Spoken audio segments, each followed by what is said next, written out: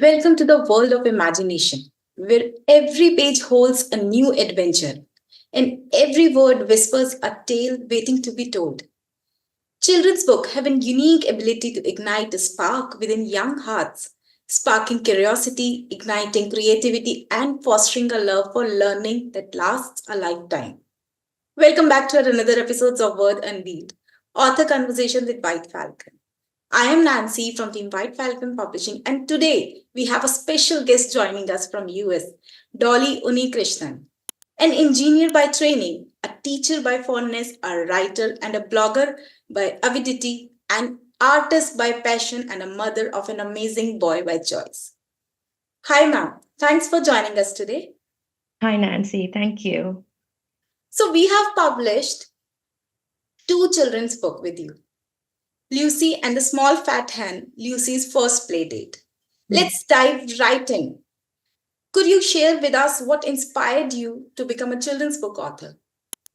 Well, I love children. That's the main thing. I just love being with kids. And that's one of the reason that I shifted my career to an early childhood educator. And I just love being with them, being surrounded by them. I love nurturing them. And I used to read stories to them. And then once I just thought, then why don't I write something for them, that would bring a smile on their face, that I could craft something to take them to a world of imagination and that would make them happy. And that's how I just came with this idea of writing a, children's book. Yeah, that's wonderful. And your passion truly shines through your work. Thank you. So let's talk about your both books. Could you give us a sneak peek into what readers can expect?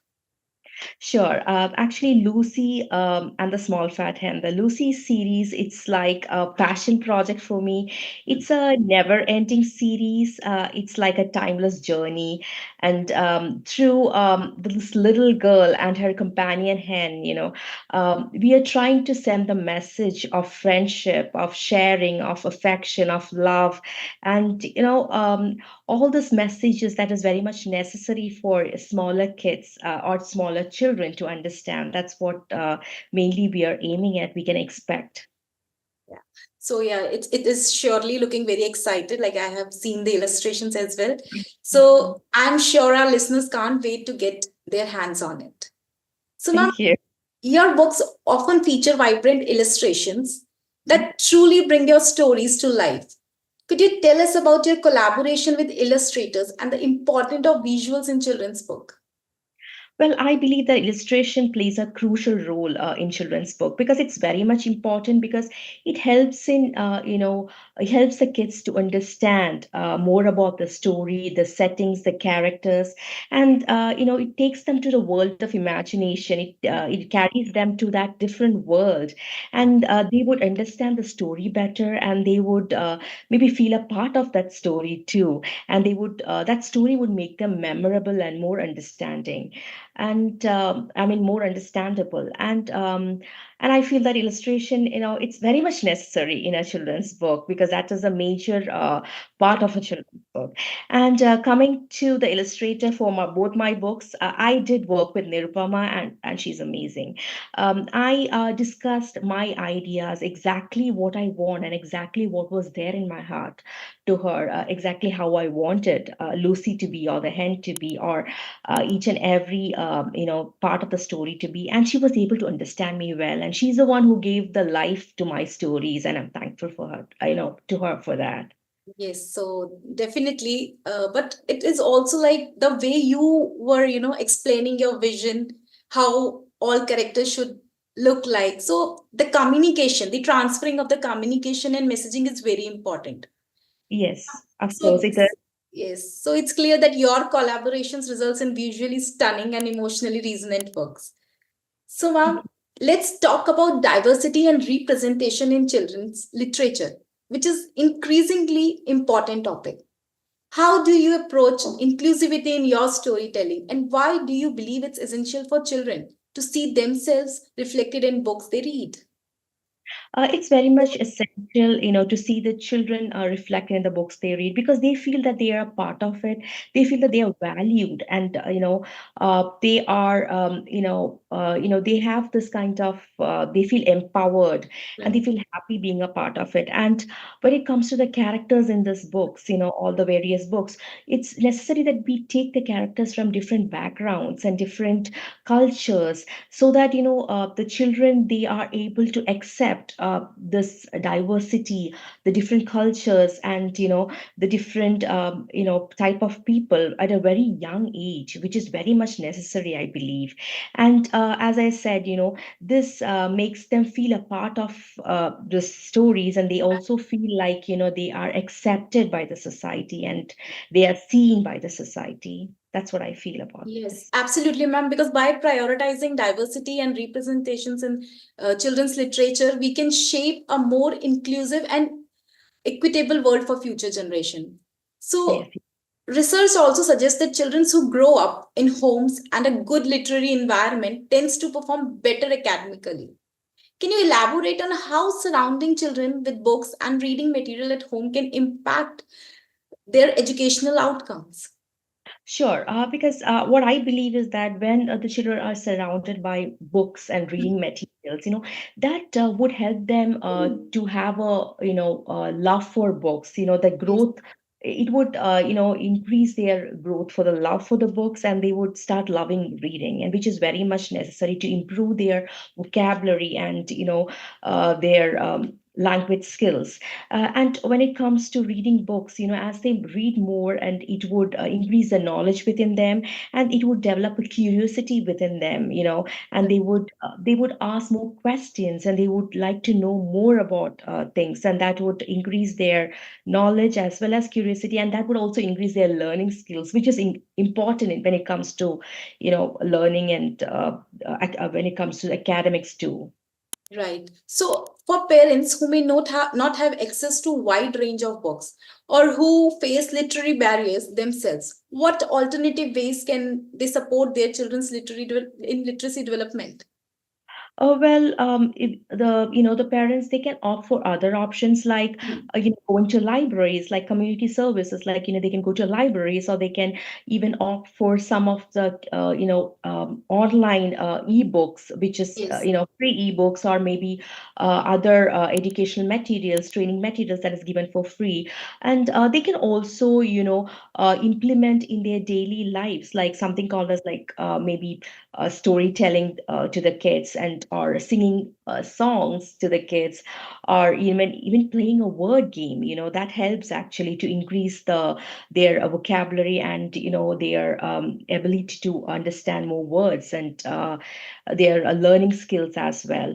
And also they can opt all this, and they can also make it make the kids more curious, like they can they can promote, or they can they can make the kids more aware of their surroundings, and they can create a curiosity, and at the same time make the kids understand to question, ask questions to the parents, since they can understand more, and also to express or to share their experiences every day, that what happens around them, and all that matters a lot when it comes to kids. So I believe that that all helps, and it could be an alternative too when it comes to such a situation.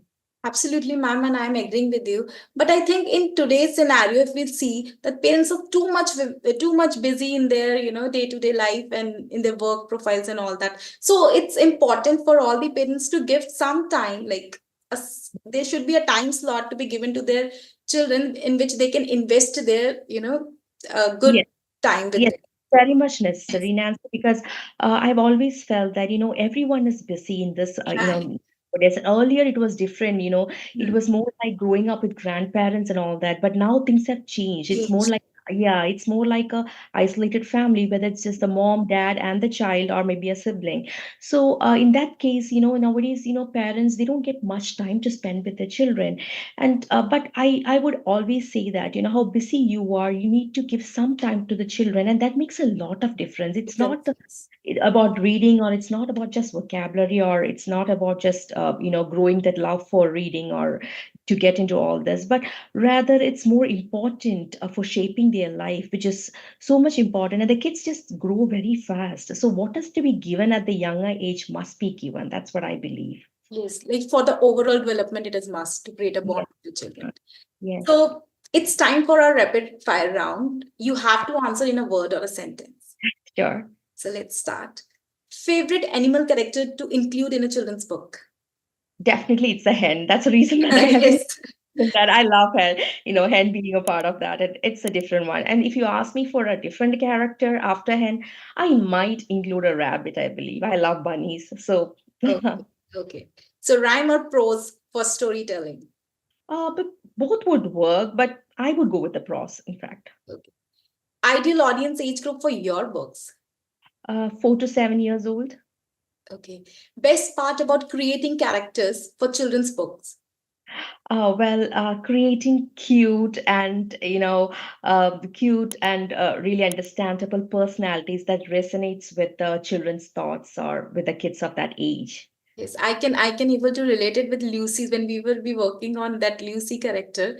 I was with Yes, you, so you were very much, like yes, yes, yes. I always think yes. from the children's Children's perspective. I perspective. always have the habit of thinking like, if I was a child of that age, how would I, accept the character? How would I think? I just come down to the level of those children and mindset while I frame this. I mean, or while I create stories. And it comes out very good.